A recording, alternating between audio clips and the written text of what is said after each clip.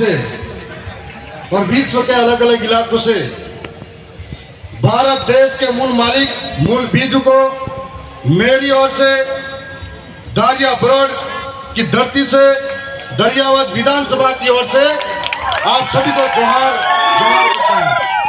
साथ ही मेरे पुरखों को नमन करता हूं।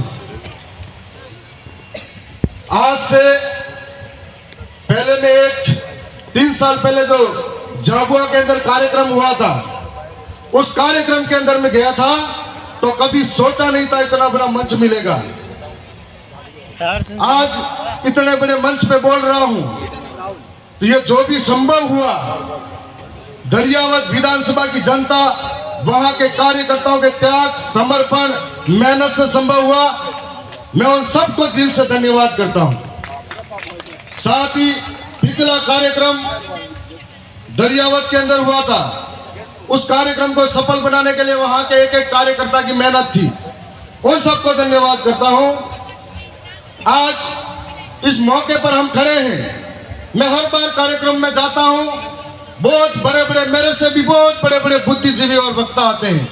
मैं गहराई से उनको सुनता हूं, तब महसूस होता है कि सबके मुंह से निकलता है कि जमीनें लूटी जा रही है, जंगल छीना जा रहा है, अधिकार लूटे जा रहे हैं, रोज कानून बदले जा रहे हैं।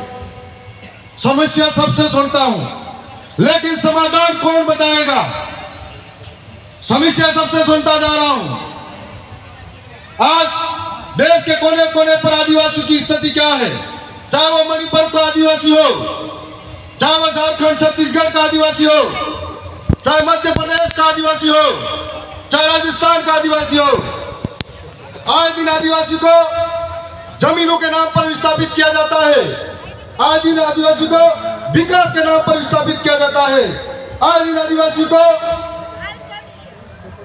आदिवासी को डैम के नाम पर विस्थापित किया जाता है, तो कभी स्टैच्यू ऑफ यूनिटी के नाम पर विस्थापित किया जाता है। आज दिन आदिवासी के ऊपर जो इस देश का मूल मालिक है, उसके सर पे मुद्दा जाता है, कभी बहन बेटी को नंगा करके घुमाया जाता है। लेकिन इस समस्या का समाधान क्या है?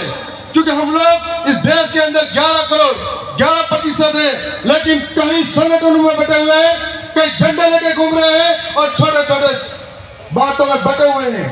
हम लोग पूरे 5 साल तक धरने प्रदर्शन करते हैं, सड़कों पर रहते हैं, संघर्ष करते हैं, लेकिन जब बारी आती है एक होकर ताकत दिखाने की, तब हमारा पाला चेंज कर देते हैं। यही हाल मध्य प्रदेश के अंदर हुआ था, यही हाल गुजरात के अंदर हुआ था। इसलिए हम लोग दर दर की ठोकरें खाने पर मजबूर हैं। मैं राजस्थान से आता हूं। राजस्थान के अंदर हम लोग आदिवासी जन प्रतिनिधि सिलेक्शन प्रणाली के तहत चुनाव जीते हैं। अभी हमारे बीच में एक चौधरी साहब बता रहे थे 50-50 करोड़ खर्च होता है। मैं साधारण परिवार का, किसान का बेटा, जहां मेरा पिता ये कहता था कि बेटा चुनाव मतलब कपड़े पहनने के पैसे नहीं है, और इस विचारधारा की वजह से मैं विधायक बना हूं, एक एक जनता की वजह से बना हूं कि हमारे वहां पर चुनाव जीतने के बाद में विधानसभा के अंदर यदि हम नहीं बोलते हैं तो हमारे टिकट जनता काट देती है, और कमल कांग्रेस अगर बोलती है तो उनका टिकट हाईकमान काट देता है। इसलिए हमको बोलना पड़ता है। आप सबके बीच में आए हैं, ये बताने के लिए आए हैं कि हमारे साथ इस तरह का व्यवहार होता है। चाहे जंगल लूटे जाए, जमीन छीनी जाए, चाहे हमारे विकास के नाम पर सरकार हमको बेवकूफ बनाती जाए, उसका एक समाधान यह है, हम आर्थिक रूप से कमजोर हैं, सांस्कृतिक रूप से कमजोर है, शैक्षणिक रूप से कमजोर है। 5 साल सड़कों पर आंदोलन करेंगे, धरना प्रदर्शन करेंगे। इसके लिए हमारी स्वतंत्र आवाज को विधानसभा और सांसद सभा के अंदर भेजना होगा। जो हमारे कानून लूटे जा रहे हैं उनके लिए टेबल ठपकार के, खटकार के बोल सके।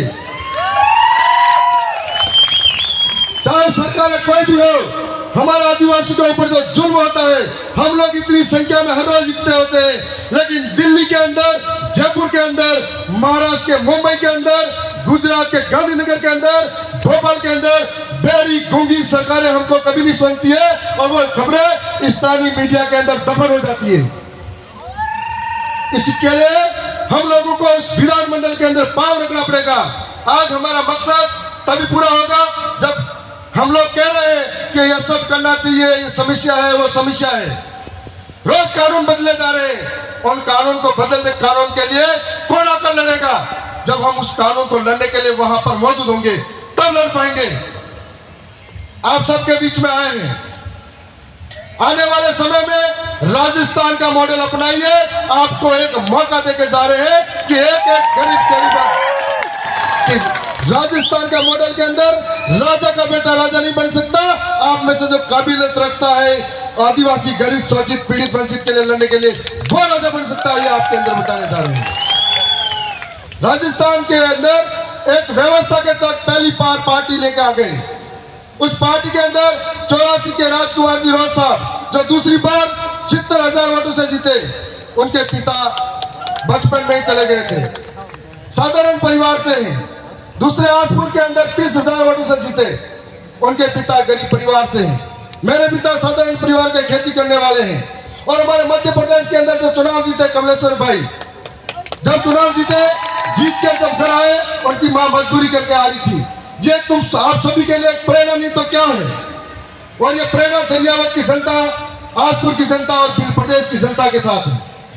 हम लोगों को आने वाले समय में मिलकर राजस्थान, मध्य प्रदेश, गुजरात, छत्तीसगढ़, झारखंड, मुझे जब जब दर्द होता है, चाहे आदिवासी झारखंड का हो, छत्तीसगढ़ का हो, चाहे आदिवासी मध्य प्रदेश, राजस्थान, गुजरात का हो, यदि कहीं के भी आदिवासी के साथ कोई घटना होती है, हमको ऐसा लगता है कि हमारे किसी शरीर के किसी हिस्से पर चोट पहुंचाई गई है और इस दर्द को अंदर से झेलते हैं हम लोग। इसलिए सबसे पहले खड़े होते हैं।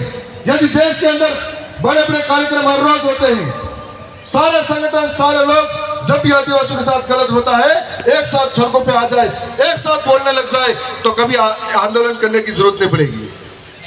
मैं आप सबके बीच में जो समय दिया है उसके लिए भी धन्यवाद।